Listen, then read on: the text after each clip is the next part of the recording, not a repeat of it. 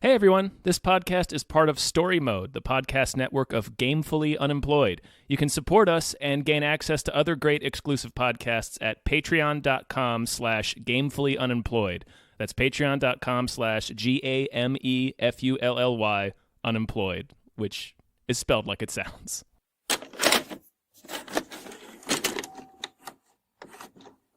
Hi, everybody! Hey, everybody! Hello! Hello! Yeah, good start. My name's David Bell. I'm Tom Ryman. And we just watched Aladdin. Aladdin! Aladdin! You stumbled upon an opportunity. I can make you rich. Rich enough to impress a princess. What would I have to do? There's a cave of wonders.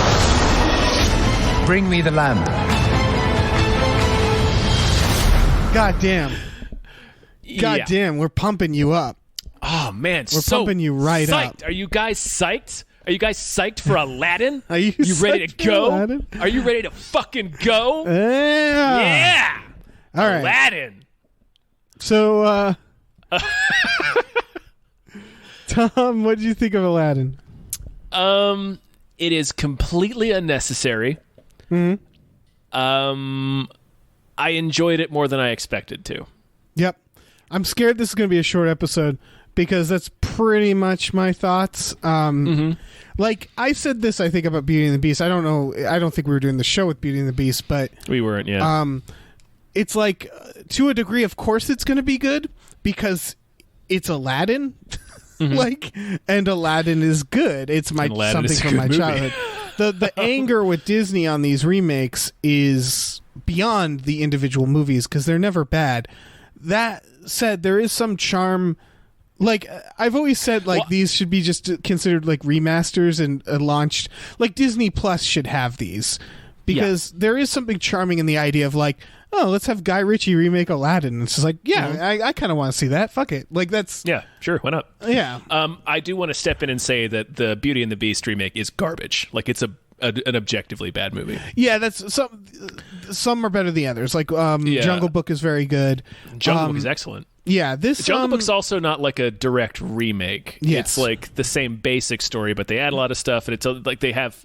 It's more like it has homages to the original film. Like, I don't consider Jungle Book to be in the same category as these Beauty and the Beast, Aladdin, Lion King movies. It's not like a remake. It's not a... No. Yeah, that's fair. It's like a new adaptation that has elements from the original cartoon. Yeah. Well, this does have 2 new songs. It does, yeah. Has a couple of added stuff. I'm going to say this movie, I had fun watching it. It's well made. Writing wise, I found it a little awkward in places. The changes they made. The beginning I felt was completely rushed. The Cave of Wonders sequence that happens, y'all know the original Aladdin. They switch around the opening. Like, the original Aladdin opens with Jafar and some jackass thief in the desert. Yes. At the Cave of Wonders. This one opens with Aladdin saving Jasmine in the market. Like, it's very abrupt. Well, that's the thing, is it starts with Will Smith on a boat. And if you've seen Aladdin, I mean, I know this is for kids who probably don't know, but I was just like, oh, this is him freed when Aladdin frees him. That's cool. Or maybe. I wasn't quite sure. The moment he gets romantically involved with that woman... Which, that's a whole other thing. But Nassim Pedrad from Saturday Night Live. Yeah, well, the moment that happened, I was like, oh, and she must be on the boat with them, and they have kids. Yeah, I didn't connect it, because, like, in the original cartoon, the movie actually starts with the Arabian Nights song sung by this traveling merchant who's talking directly to the audience, and he's voiced by Robin Williams. Yes. So when I saw this, I couldn't decide whether this was supposed to be the genie or was just supposed to be some storyteller character that's played by the same actor, because that's what they did in the original movie. Right. This brought something up in the original where it's the original reveal was that the storyteller is the genie in the cartoon, which this did that, but smarter, where it's like, yeah, it's the genie, but freed because he got freed. Like, it makes sense. And he shouldn't have powers when he's freed. And this is a whole other discussion, because I realized there's a reason you don't set a genie free in the cartoon, is they still get all the same powers. So it's like, you don't want one of those running around doing whatever they want. But if they're like, if they get their powers taken away and they're freed, then it's like, that's a good deal. Like, they're not a god. He becomes human at the end of this. Anyway, all right, what struck me about this opening is that, like, besides the opening scene, the credits themselves felt rushed, because this movie is long. It's over 2 hours, and yet it somehow felt rushed at first, because that opening scene with the Cave of Wonders from the cartoon is like just in the credits over the song, and like the credits are just like the original Arabian Nights part. It's just like this long sequence in a desert, you know. This one, it felt like they were like zooming through the marketplace and into they were going through Agrabah. Yeah, and then they show the Cave of Wonders, and they show that real quick, and it's just like, okay, I guess we're getting that scene out of the way. Yeah, I don't know, because the song is extended. Like, the song is actually longer. Right. Than this movie. The pacing felt weird right away, because it was just like, isn't that like they took something that was a scene in the movie and they just like yada yada it. And they're like, yeah, you know, Jafar is looking for the diamond in the rough. And then they merge what's it called? One Jump with him meeting Jasmine, which wasn't a bad idea, but right away I was like, are they like trying to condense the story for time, because this is longer than Aladdin? Yeah, they wanted. It looks like, I mean, because they add a whole new character and a bigger. The genie has a bigger part. Like, they wanted to expand other areas of the movie, so they sort of kind of truncated the beginning. Yeah, I think they didn't need to expand certain things. I do like a lot of the changes. I didn't think. Yeah. I think the biggest thing they didn't need to expand is some of the action, like the giant Iago. Like, I think the ending of the original Aladdin was plenty action packed. I was sort of waiting for Jafar to turn into a giant snake, and was a little bummed when he didn't. Yeah. He does turn into a pretty bitchin' genie, though. Yes, he does. Well, that genie's intense. Yeah. Yeah, what'd you think of... All right, what are some of the changes? What did you think of the changes in this? I liked how they expanded the... weirdly, I liked Will Smith as the genie, and I sort of liked that they gave him a bigger part. Biggest shocker is I really liked Will Smith as the genie. He goes for it in a way that I didn't expect. Like, he's obvious, because Will Smith, you know, he has the can be a good actor, you know, like he has a couple of Oscar noms, but like in a movie like this, you would just expect him to be Will Smith. Yeah, and he is to a degree, but he also like the way Robin Williams was Robin Williams to a degree in the original, right, but he goes for this more like broad, flamboyant version of himself to lean into playing the genie, and it's not something I've ever seen him do. Yeah, also, when he gets freed, spoilers, his reaction to it is effective. Genuine. Yeah, it's very good. He didn't need to act that hard. But he did. Yeah. No, I think that's what it comes down to with these Disney things, and why, like, out of principle, I don't like them, but individually, it's kind of the effort that matters. And I don't want to imply that people aren't trying in the worst ones, but like this one, it felt like they were trying to do something, and they were trying to, like, the things they extended, I got why they extended it. Specifically, the extension of the character of Jasmine. She becomes Sultan. Yes, this was, I think, because I think there's going to be people being like, oh, this SJW message shoehorned in. Oh, that crap. Well, but the thing is that this was a natural extension of her character in the cartoon. That's what made it good, is that in the cartoon, they just have her be like I want to get out of this place. I want to see the world. and they augment that a little bit to have her be like, no, I want to rule. Like, I want to see my kingdom. I have ideas for it. And it fixes a lot of the ideas of like the ending of being like the Sultan has to be like, you know what, you are a prince. In this, they're like, you know what, you're a Sultan and you can make the fucking rules, Jasmine. Yeah, and I actually really liked that change. I did too, and I liked the suitor stuff where they're like, you have to marry a prince so we can have people in charge, and like it's again a natural progression of her not liking the princes, but also being like, and why can't I just be in charge? Right, like why do I have to marry some clown? And it fits into these are the rules. You must marry a prince. Like it all fits into that. It does. Can we stop for a second and talk about Billy Magnuson as the doofy prince that comes to try to corner? Oh yeah. He's a tangential friend of the pod. He's friends with Drew, who's been a guest a few times, and I work with her at Collider. Word. He's only in 2 scenes, but he's fucking hilarious in this movie. Oh yeah.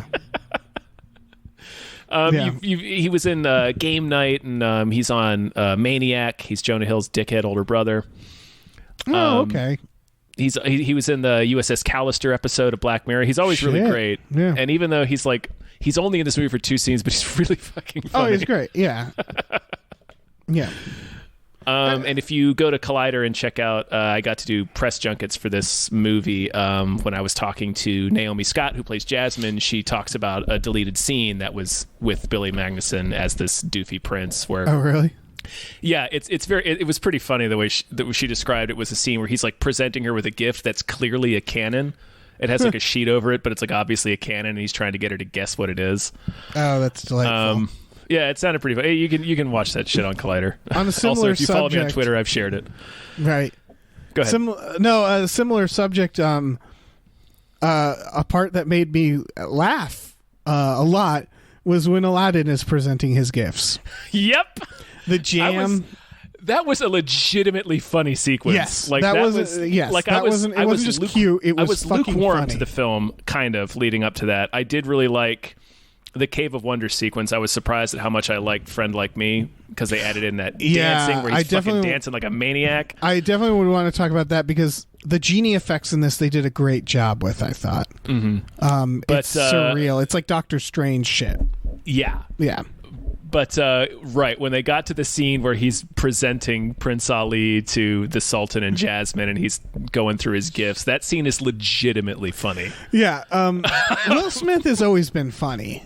Yeah, he's great. And so it's nice when we get to see him. Yeah, and like the weird. He keeps talking about jams at her. Mm-hmm. And then they like unveil a thing, and he's like, "We have that thing." Like he doesn't know what it is. He has no idea what he's talking about. Yeah, and when the genie's just like, "Where I live, it's like dark and cold, but I'd rather be there right now than here." Right. I'd rather be there right now. And there's just so many moments like that where he's like, in 1,000 years, I've never been more embarrassed. Right, it's the most embarrassed I've ever been. Yeah. And he keeps like embellishing all the exotic jams he has, and then Will Smith, like clenched teeth, is like, "Move away from the jams." The jams was a delightful joke. A delightful joke. It's so dumb. Like he's so bad at being a prince. Yeah, and that's one of those things. Because I will say again, like it's the cartoon, you guys. It's fucking great. It's what we grew up with. It's the best, version of Aladdin. But this movie takes the opportunity to kind of add things that I never thought about from the cartoon. And one being when he shows up as the prince, he is awkward in the cartoon, and they just sort of extend that and like make it more. Right, he's and a bus accident in this movie. Yeah. He's so bad as a prince. He has no idea what he's doing. It's a great, like, they knew for the most part where to add. Which is something, which is like I mentioned earlier. I think this is far superior to Beauty and the Beast. Beauty and the Beast expanded all these weird, stupid angles. Stuff that it was just like, why do I need to see this? Yeah. No, this, like I said, the only thing that I was like, you could have gone with the normal, like the movie version or the cartoon version, is kind of the ending, where it felt like there was a few moments of action that was like, like. Yeah, giant snake would have been fine. Keeping it a little tighter in places, like that big magic carpet chase. It didn't bug me that much. I didn't hate the magic carpet chase because there's a game to it. They're trying to get the lamp. Yeah. No, and the lamp keeps changing hands. It's not I guess I mean more narratively, it felt clunkier in those places. Yeah, they tried to tighten up weird. certain things. Like, I liked that Aladdin's captured and then he just takes him to the Cave of Wonders, and it's like, I get that. Like, I get it. Is that we don't he need doesn't to dress up like the old man. Like, why does he do that in the first place? Yeah, like if he was planning on murdering him, he should have just been Jafar. Yeah, exactly. Like, they tighten some stuff up that need tightening. Even little things when they throw him in the water, they do it from the palace because they put the palace next to the water. It's a cool sequence too. It is, and it's like that's a little change where it's just like, we don't have to like drag him out to the water. Let's have him do it from here. Like, there's little adjustments like that along the way. I also realized that, like, we all loved Gilbert Gottfried as Iago, but Iago is the only like cartoonishly talking animal in Aladdin. And so it made sense in this. They just make it a parrot.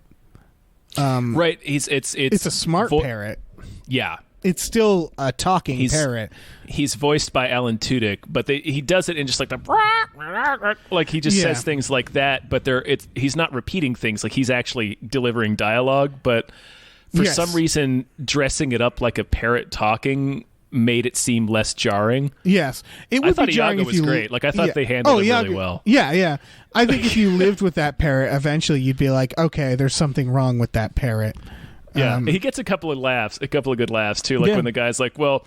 When he's talking to the guy in the dungeon, he's like, well, you're second only... It's like, well, you are second only to the Sultan. And you hear Iago go like, uh-oh.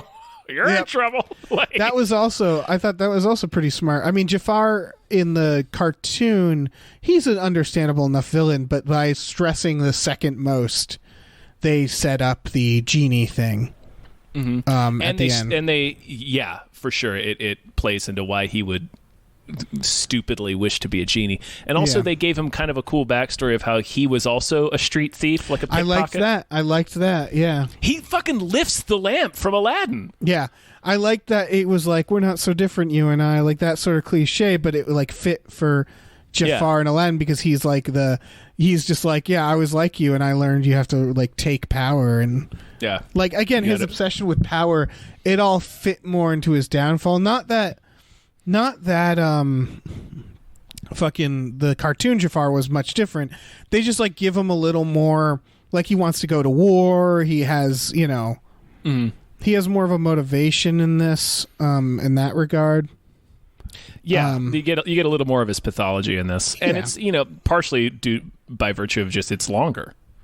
Yes, like the animated movie is like 70 minutes. Yeah. Yeah. I would argue again that, as we talk about this movie, you can't really compare, at least in my eyes, to the original. Right. The original is damn near a perfect film. Yeah, it's the perfect version of this. I'm impressed with this for having that going against it. Like it's like seeing a remake of Jaws and being like, that actually wasn't too bad. Oh, that was not that bad. Yeah. Yeah, it's like we still shouldn't have remade Jaws, but like for that, under those conditions, this is pretty good. It didn't King Kong itself. Right, and maybe this is because, at least our generation, Aladdin was a big deal. So I think... For sure. If you're younger or older, you might not give it... Like, The Jungle Book is one of those cases where I kind of did grow up on The Jungle Book, but it technically wasn't my generation. It was people showing me it as a kid. It was already there, yeah. Yeah. You Whereas didn't get Aladdin, the hype of like I remember seeing all the it Disney in theaters. Renaissance. Yeah, for sure. Like I remember Little Mermaid, Beauty and the Beast, Aladdin, The Lion King, like all of the Disney Renaissance. I was there for like the hype of it coming out. Yeah. So it's like it's more imprinted on me. I think that's part of, at least for our generation, something that I never can get over watching these is like when they brought out the original songs. I thought like these are really good. And when the original thing happened, I thought like this is really good. I wish it was applied to an original story. And it's not like Disney isn't doing that. Like but they don't do it as often. Like Frozen was the last one, wasn't it?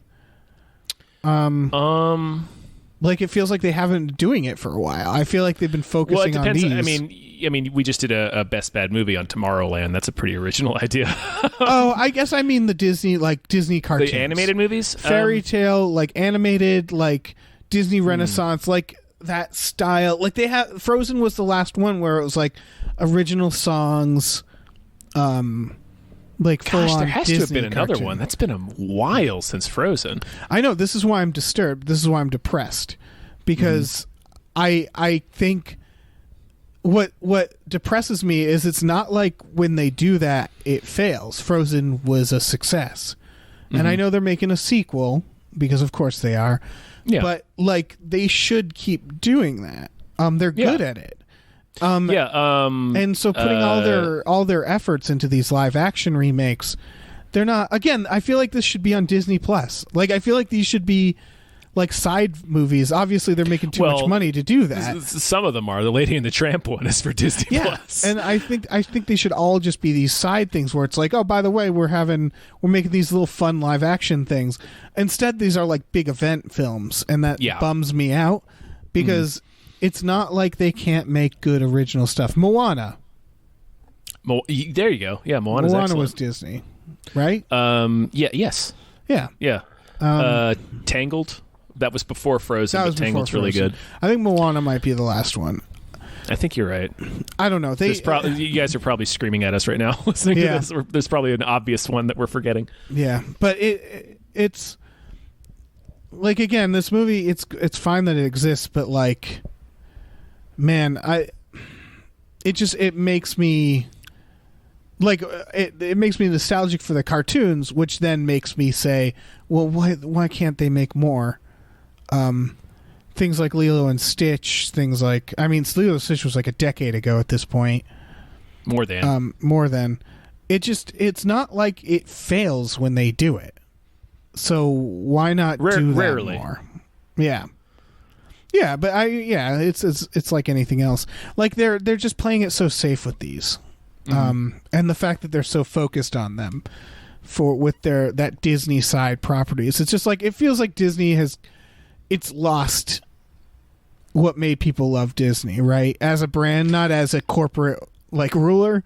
Like I mean like Disney movies, cartoons, kids movies. I don't know. Moana wasn't that long ago, and these are their tentpole movies, right? Like these are the ones that they put out where they're like, well, we'll make a bunch of money off of this and it'll fund these other things. Right. They're just not making the other things enough for my taste, I guess. For sure. Yeah. Like, we've already had Captain Marvel, Avengers Endgame, Aladdin, and we're going to have Lion King later in the summer. Like we have a lot of these Disney tentpole movies this year. And again, I'm not counting Marvel. I'm counting because I think about when I was a kid and like Disney movies, like the cartoons. Right, that the are Disney sappy. movie of the year was a huge deal.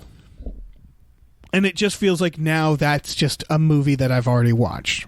It's like there was an Onion article, we're running out of retro, where it was like our retro resources are depleted because we're catching up to ourselves and we're going to fold over on ourselves. It feels like that, where it's like Disney, you're going to run out of movies to do live action remakes of, and then you're going to be like, oh, we forgot to make original movies. Shit. All right, let's just go back and do Cinderella again. It's just I guess my point is this was a fun movie to watch. And bittersweet because it felt unnecessary. Yeah, it's totally unnecessary. But everybody does a great job. It's a great the craft of this film is pretty impressive. The only sequence I was sort of bummed about was the whole New World sequence. It was because short. And they don't see anything. Like they just kind of cruise around Agrabah. Like in the original, they go to Egypt. They see like. They see a bunch of different sites around, close to Agrabah, but in this movie they stay pretty much in the city, and it's kind of dark and you can't really see. Like the original sequence was so full of color and like it just seemed. I agree. It was very clearly an inferior version of the sequence. And that's one of the things I've seen people arguing on Twitter is like you can't make these live action because the animations are so beautiful in general. That like making it live action almost misses the point of why it was animated to begin with. You definitely lose something. Yes, you lose a lot, I think. CGI does not. CGI can be good looking, but it's just being photorealistic, and so it's like you don't have the same artistry, you don't have the same colors because a photorealistic Abu kind of doesn't look great. Right. Like, it's not. It's losing an element of art where it's like anybody can take a camera and make a beautiful piece of art by filming something. Yeah. And I think I was talking about this with a few, I mean, this is a general thing, but with movies like this where it's like, I feel like you shot most of this on a green screen or like a limited set with a green screen around it. And you can just control every element in the lighting and you're just making it photoreal. Yeah, I do want to point out that they actually did build an entire Agrabah set in Jordan, I think. Yeah, actually, that looked real. But like, I guess what I'm getting at is that it just, it misses the artistic side of it when it's just like, this is what it looks like when they're flying around on a magic carpet. Yeah, and it's like, that sequence is it's not great. Like you can't replicate that sequence with two actors sitting on a green. Fucking, I don't know, a green mattress. It just doesn't. Yeah, the original was a very intimate, touching moment, and they fucking see a lot of shit. Like it's like it's the same. Like I think the Lion King looks like assy ass because I don't like the photorealistic animals don't look good. Like part of what makes the Lion King look so good is these colors and the animation and the first shot of the Lion King, that sunrise of this big beautiful animated sun, and then the new trailer where they show it and I'm just like, that's what a sunrise looks like in real life. This isn't it's just like doing a photorealistic version of an more abstract animated version is you're taking away the art. It's like it's automatically less impressive. It's like things like not that people care, but like the Aeon Flux movie was like Aeon Flux was such a dynamically animated thing that then they're just like, now here's people doing it, and it's like, I don't want to watch that. I don't want this. There was a reason I liked the other thing and not this thing. Now that said, we mentioned it earlier. I actually did really like the "Friend Like Me" sequence in the Cave of Wonders. Yes. All right. Well, hold on. Just a final thought on A Whole New World. What I did like is that they ended up back where they started, and they're just watching their people, because that I thought was a good. Again, it's that Jasmine wants. Like, it's I get why they. They were staying local almost because she just wanted to see her city and her people. But I definitely. I think that would have been better if he showed her all around the world, and she was like, "I want to just go back home." Yeah. But the Never Had a Friend Like Me. Again, because it's like the Doctor Strange thing. They did some really cool, freaky ass effects. They had a lot of fun with that. The arrangement, the new arrangement of the song, because obviously Will Smith is not going to perform it the same way Robin Williams did. Right. It was good. It's not knowing Aladdin's name. That was a good bit to add. That was a really good bit to add. Yeah. I think what makes the difference between that and A Whole New World, because I think a few of the musical numbers were fine. I liked Guy Ritchie was pretty straightforward the way he shot this movie. He kind of stayed out of it. He does a lot of the songs, particularly both Jasmine's song and then the reprisal of it later are mostly a single shot. Yes, because that's the point. Because it reminded me of an old musical where it's just like, just shoot them, just film the person. I'm not here to jerk off and be like, look how good of a filmmaker I am. Yeah, it's more like I'm here to just show you the thing that's the song, the performance. Yeah, when there's people dancing, it's like, let's just show them dancing. Yes, the dance, this is the first sequence where we see dancing in the film, and like they do that thing where the genie, I believe it's in the cartoon as well, where the genie's sort of playing Aladdin like a marionette. Yeah, and it's fucking awesome. Yeah, and I saw that sequence. I was like, oh shit. And like, so there's like, and that's the thing and then the rest of the movie, there's more dancing like that. It's awesome. Yeah, and the other scenes are less abstract. I think they knew that they could go crazy with that sequence because it's supposed to be crazy. Mm-hmm. Whereas Yeah, the later songs and stuff, it's more focused on just them performing. I think what it is that everything else is like a whole new world. It's like we're just showing a thing that's happening that's very photorealistic. Never Had a Friend Like Me, what made it so entertaining is that they knew they could actually bring out the art in the CG. Yes. Like they could actually do something creative and artistic with it. Because the genie's not supposed to be photorealistic. Exactly. The genie and isn't supposed to look real. Yeah, the sequence is... Because as we know, Aladdin has died. He's hit his head on a rock, and this is his hallucination. Yes. And so it doesn't need to be real. No, and that I loved like when he like he holds the restaurant and like it comes close to the camera and then Aladdin's in the restaurant and like stuff like that was really cool. Like that was a hell of a sequence. Yeah, it was great. All the genie effects I think were really well done. Yeah, for sure. And I think partially because he does look kind of CG, but it didn't really matter in the context of this. Because he's a genie. Yeah, because he's a crazy, weird genie. It's like a magic rapper. Yeah. Yeah. He did. Yeah, his songs were fine. Arabian Nights, when that first started, I was like, I'm not sure about this Will Smith. I don't know, man. We'll see. I don't know about this dude. Yeah. I think this might have been a mistake, but then it was fine. Yeah. Yeah, I expected this movie to be I came into this when I saw it this morning and I had a headache and I was like, oh great, good. that's what I need is a headache before the Aladdin. Best way to see this movie, yeah. Yeah, but it didn't. I enjoyed it. I liked the dance sequence at the end. Like that was one of those things where, like, it's hard. Like again, I'm cynical and kind of angry about the overall system that's happening here, but the movie has a lot of joy in it, to the point that even the ending has this like Bollywood style dance sequence. Yes, and it's just like, well, shit, this is a lot of fun. It's very interesting that you say that. It's not gone up yet, but it will.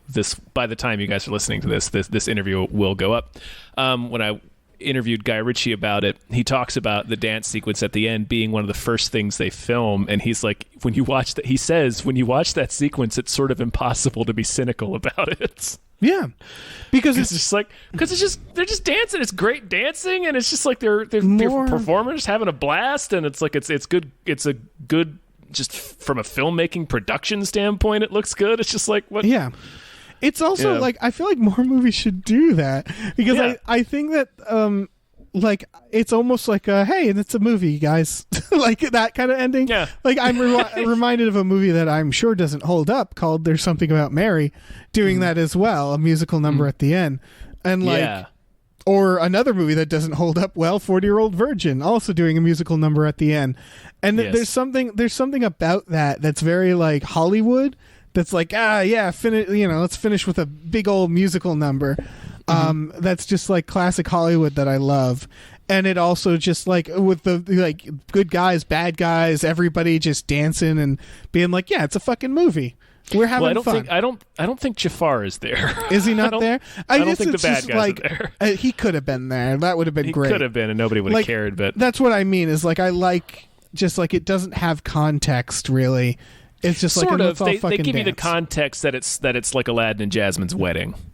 Right, but then they all just start fucking dancing and looking at the camera. And looking at the camera, so it doesn't matter. Yeah. I always think the context of Disney songs, I think I've talked to you about this, is like they represent a specific moment.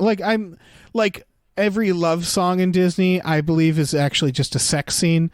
So like they're just going at it on that carpet. Mm-hmm. They're just grunting one out. Or like Entangled, like they're fucking in that boat. Like it's just that's all those sequences really are. Mm-hmm. I don't know what the other songs would be. I guess they're all just having sex whenever they sing. Yes. Yeah. That is canon. Yeah, watch any musical now and just imagine that. Yeah. Every single song is just them just aggressively fucking. Yeah, and I'm sure that'll change a lot of things for you. Yeah, for sure. I feel like the opening of Newsies would be a weird one. Mm-hmm. Yep. Yeah. Man, I just disturbed myself. No, that's probably fine. Yeah. Let's see. What other things in this? I don't know. Yeah, it's weird. I think you're right at the top of the episode. I don't know that we're going to have that much to say about this. Yeah. What'd you think of all the performances? Obviously I thought Will Smith was great. Yeah, I thought they were all pretty good. Yeah. In fact, I shouldn't say pretty good. They were all good. Like they were all yeah, I think people are going to miss the other versions. I would say Aladdin, he could have been a little sneakier, a little more like devious at first. Well, he never was though. Yeah, I guess I remember being a little more like hand-wringing, like sneaky in the original. He's a little more of a dick in the cartoon for sure. Yeah, that's what I mean. Like a little, like when he gets to the Cave of Wonders, like he seemed like when he starts getting in this one, mesmerized himself and Apu slaps him. That felt out of character because I didn't feel like he was that greedy yet. I think the implication was that the treasure is mesmerizing. Yeah. There was specifically the scene where he goes back on his promise to free the genie with his final wish. Like it's handled a little more. Like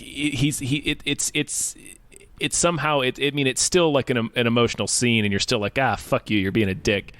But he's like somehow more of a dick in the animated version. I don't know. Yeah, I feel like I don't know if I needed that or not actually, because I did feel more frustrated in the animated version with Aladdin not telling her the truth. But maybe that's just because when I first saw it, I was a kid and I was just more invested, and it's the original. Yeah. And again, I know how everything's going to turn out. So, generally, I feel like for the most part, they smoothed out a lot of the character stuff. For sure, Jafar and Jasmine specifically. And well, again, I mean, that's a virtue of having more time. Yeah, exactly. No, this movie has a lot of advantages, a lot of things going for it. Like it's and again, that's the general problem with these movies is that they're never gonna not be affected. Like even watching Beauty and the Beast, when she starts singing at the beginning, I felt emotional because I'm like, oh right, this is the song I grew up with. Yeah, like this is that amazing song that I loved. Yeah, it doesn't matter the context of it. It's just like, yeah, this is always going to invoke an emotion in me because I grew up watching these fucking Disney movies. It's hard not to feel some level of excitement, I guess. So, like those other ones, not like those other ones, because I wouldn't recommend Beauty and the Beast. But that's a bad movie. Yeah, I would recommend this to fans of Aladdin because, like, why not? In terms of a kid, if you have a kid, like, and I'll say this about every Disney thing, first show them the original. Yeah, because sure. That's you can get it cheaper. And you probably on demand. Probably will anyway because they've been on video for 100 years now. Yeah, exactly. However long. Like this doesn't have to be. That said, a kid would probably really enjoy this movie. The kids in the audience with me seemed to. They got scared here and there. I mean, Jafar does kick a man down a hole like he's fucking. He does. Gerard Butler and shit. Yeah, he fucking 300s that dude into a well. It's fucked up. Yeah, pretty intense. Yeah, for a kid. The Cave of Wonders, I think, scared some of the kids in the audience. The Cave of Wonders has always been intense. Yeah. That's okay. I don't want to offend whoever did the voice of the Cave of Wonders in this. It's the same guy. Is it the same guy? It's Frank Welker. Yeah. Oh, it's Frank Welker. I think Frank Welker did better in the original. Then I don't feel bad now saying that since it's the same guy. The same guy, yeah. I thought the inflection and the like, you will never see the light of day when he's like screaming it in the original. Yeah. They kind of it's not as effective in this. This Cave of Wonders is scary in it, yeah, it's less scary. It's a less scary. I'm glad they still drowned Aladdin. I wasn't sure they were gonna do that, but they did it. They sure as shit do. Yeah, it's still he like falls a gentle like 300 drown. feet tied to a chair. Yeah, his bones are broken. Yeah. No, it's a gentle. I'm going to go to sleep underwater drowning. Yeah. Which, It's not a Kurt Russell and Poseidon drowning. No, it's not. It's not. But it's no different than the cartoon. No. Yeah. Again, little variations. Mm-hmm. They have him sign. The genie makes him sign a contract while he's asleep. While he's drowned. Yes. As opposed to nodding. Yeah. In the the technicality is a little bit different. You have to be holding the lamp. Yeah. To make the wish, so that's how he gets out of the Cave of Wonders without spending a wish. He doesn't trick the genie into doing it. He's just not actually holding the lamp when he wishes for it. He like pretends to. Yeah. Yeah. Yeah. They definitely made it their own. It's a tough thing because Robin Williams, man. And they set up the where he says earlier where he's like, "Can you make me a prince?" And he's like, "Well, there's a lot of gray area there. You have to be very specific." He gives him kind of monkey's paw rules. So that later on, when Jafar doesn't wish to be an all-powerful genie in this one, he wishes to be the most powerful being in the world, and he's like, well, he should have been more specific. Yeah, exactly. But here you go. Yeah, they make. Yeah, they. So they that's kind of something. pay that off. Yeah, we haven't talked about much. And it is. I will say it's the most unnecessary part of the movie, and I didn't mind it. Still, is the genie having a romantic subplot? They give him more of a motivation to betray Jafar that way. But what did you? Well, I mean, it makes it. What did you think of that? I didn't mind it because I like Nasim Pedrad. I'm Yes. probably mispronouncing the shit out of her name, and I apologize. I think that's why I'm saying it's unnecessary and I didn't mind it, because the new character, it's that thing of we don't need a new character. And I noticed when they were putting out the Prince Ali, when they were putting out the trailer, the clip, I noticed her in that, and I was like, "Who the fuck is that?" And she plays her handmaiden. Handmaiden, that's what it's called. And so it's not necessary to add a new character, but she was very good. It gives the genie more of an arc, and it kind of makes it when he has to grant Jafar's wishes, and he's just looking at her and looking at Jasmine. It's it's more painful for him. Yeah, I think it was a good idea because I like the genie having a little more loyalty to just people in general. That said, it felt very instantaneous. He was just I like her, and she's like, I like him, and they're just immediately into each other. They didn't have time for that romance. So it felt rushed, but I get why it was there. And again, that actress was great. The character is good. Yeah, she's very funny. She improved my experience. It's not, I wasn't oh, get out of this film. It just felt, it's a real weird thing to add. Yeah, I understand why they did it though. Yeah, because he doesn't have, Tom, he doesn't have a dick. Well, he's got nothing down there. As a human, he does. He does, but he's like a swirl. He's like a tornado down there. He can make himself look like anything. So I don't. Yeah, but he's a cloud. It's just weird that the genie gets, as he puts it, thirsty. He makes a reference. He does. It's just weird that the genie fucks. I get when he's a human, he could be like, "Oh my god, all these new feelings in my loins." Well, he's been in those the exact lines. Yeah, he would use. I get it from he's been in the Cave of Wonders for a long time, and they sort of he's not immediately friends with Aladdin either. When they first get to the palace, when he makes him Prince Ali, and then they're in the party, he's like, I don't know, he's hemming and hawing, and the genie's like, look, you're not going to fuck this up for me. This is the first party I get to go to. And I guess, yeah. Oh, I love that. I like the social aspect. I like that he's like, look, I'm out. But it's more just the idea that the genie has any sort of sexual or emotional urges that it disturbs me. Because it's it's he's an all-powerful being. I don't want him to be thinking with his genitals. I don't want him to be thirsty. That's weird. He explicitly can't make people fall in love with him, so it's no, it's just I don't know. I get what you're saying. It feels below the genie to have base human emotions. Yeah, that's kind of what he wants. Because he doesn't seem to be in love with her when he meets her. He's like, she's hot. He's hey, check out that lady. It's just a weird thing trait for the genie to have. Yeah. And again, I like that character. It was just that was kind of jarring. Yeah, it's a built-in happy ending for when he becomes a human. It's like, oh, then he can marry her and have kids and sail around the world. Right. But he could do other in the things. cartoon, the genie just fucks off. Yeah, I liked that about the genie. I liked the idea that the moment he's like, "You're free," he's like, "Okay, cool, see ya, man." Like, I don't actually care. I don't know you that well. I've been working for you. Like, I like that idea that the genie is just like, great, thanks. Now I don't have to be your friend. Yeah. like, thanks, man. I'm gonna miss you, but I got things to do. I'm fucking free, and I have God powers. Mm-hmm. So, yeah, for sure. I can see that's a little. Y'all gonna cower before me. Mm-hmm. Yeah, I don't know. It was. I guess I like the idea of him settling down, and getting a family, and all that. I didn't need to see the quick romance that sets that up. I know why they did it. Yeah, I know why they did it. And again, I like the character. It's just I didn't need that. I could have had that cut out. Yeah, I get that. I get that. They could have trimmed it out.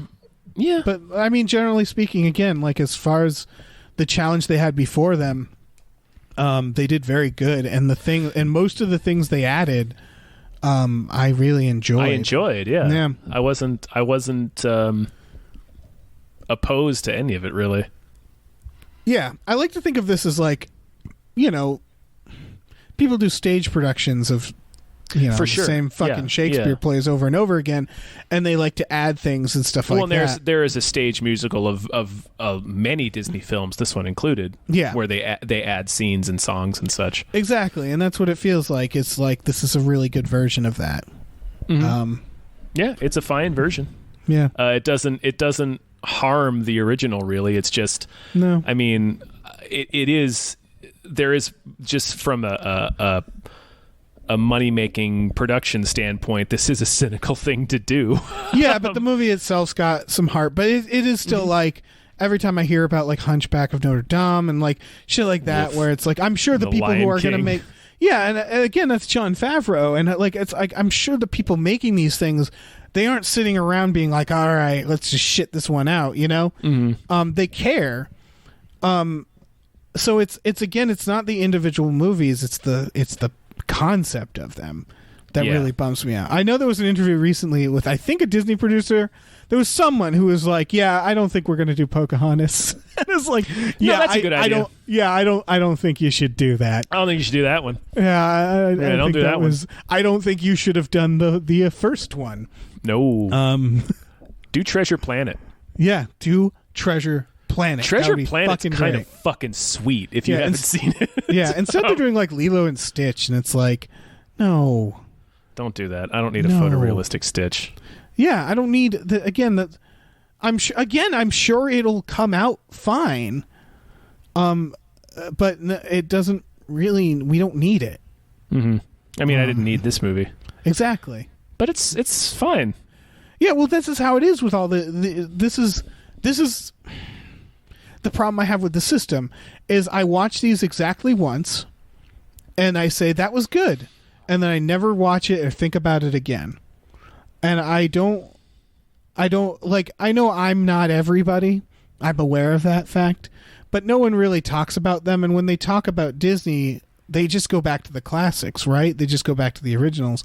Like, if you're going to watch any of them, you would watch the cartoon version, I imagine.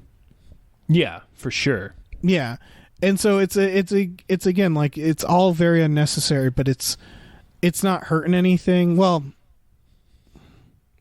there's something said about Disney as a company, and yes, yeah, Disney as a company is hurting lots of things, but artistically speaking, it's not hurting anything. Right, just like as a Guy Ritchie movie, as a Will Smith movie, as a vehicle for these two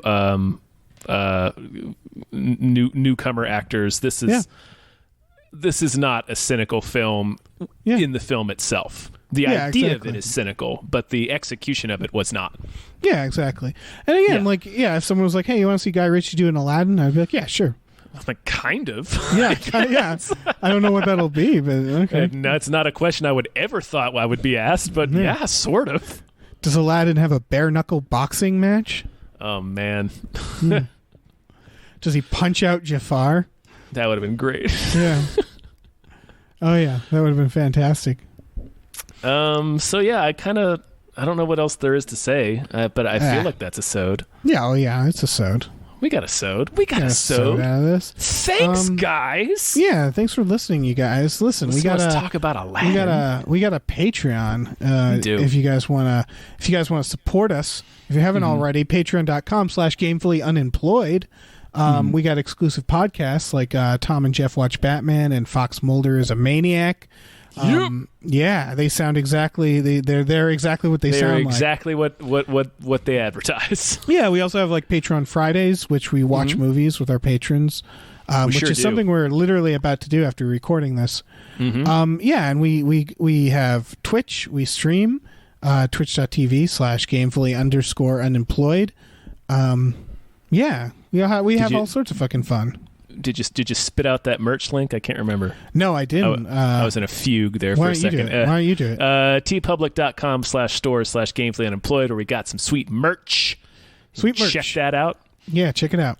Yeah. Check it. Thank you guys so much for listening. Yeah. And enjoy the rest of whatever kind of day you're having. Yeah. Do that. Enjoy that shit.